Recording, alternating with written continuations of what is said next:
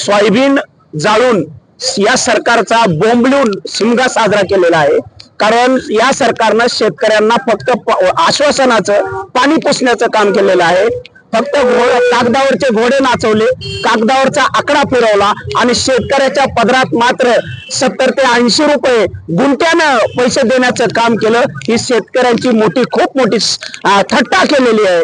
आम आदमी पार्टीचं ज्या राज्यामध्ये पंजाबमध्ये सरकार आहे, अशाच पद्धतीनं तिथे देखील पूर आला होता, शेतकऱ्यांचं नुकसान झालं होतं। हेक्टरी 50,000 रुपये अनुदान द्या म्हणून आम्ही महाराष्ट्र सरकारला देखील म्हणलो होतो आणि पंजाब सरकार छोटे सरकार असून त्या सरकारनं 50,000 रुपये हेक्टरी अनुदान शेतकऱ्यांना दिलं। घर पडले त्यांना 50,000 रुपये दिली, पण या सरकारनं त्याच्यावरती कसलीही कारवाई केली नाही।